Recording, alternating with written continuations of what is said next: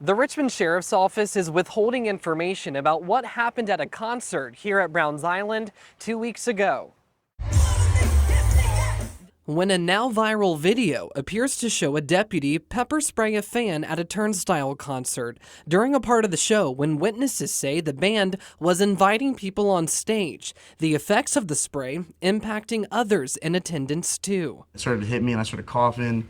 Felt like I was going to throw up. My arms started burning. My eyes were irritated a lot. While Sheriff Antoinette Irving says an internal review of the incident is still ongoing, she has not answered questions as to why the officer used this kind of force. According to department policy and the video, law enforcement experts say using spray in this situation may have been uncalled for. It doesn't appear to be appropriate or really warranted. So to get a better understanding of what happened and why, CBS 6 filed requests under the Freedom of Information Act, or FOIA, which allows the public to access government records. But the way Sheriff Irving responded doesn't comply with the law, according to FOIA expert Megan Ryan. The sheriff's response is incomplete. The request asked for several different things, and one or two of them, there's no response whatsoever to it. First, we requested all emails and texts sent and received on the day of and the day after the incident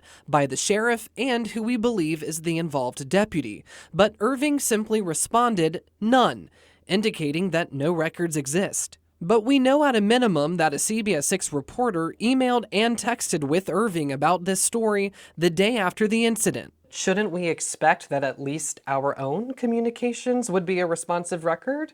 If you ask for all of the records and there are no records, that tells me that they have been either deleted on the one hand, or on the other hand, they're just being withheld. Irving has not clarified one way or the other. Next, we requested incident reports and training records of who we believe is the involved deputy. Irving initially just didn't respond to those parts of our request, and then later listed general discretionary exemptions, including personnel and law enforcement protections.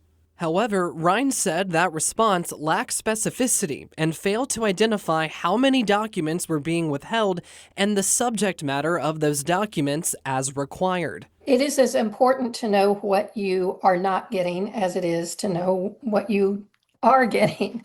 There is value in knowing when a record either doesn't exist or when it does exist, but it's being withheld. When FOIA isn't followed, Ryan says transparency suffers. It's about accountability, and we as taxpayers and members of a democratic society, we have the right to see what our government is doing. Say at the very least, a word, any kind of statement at all, It's a little bogus that they can just do that.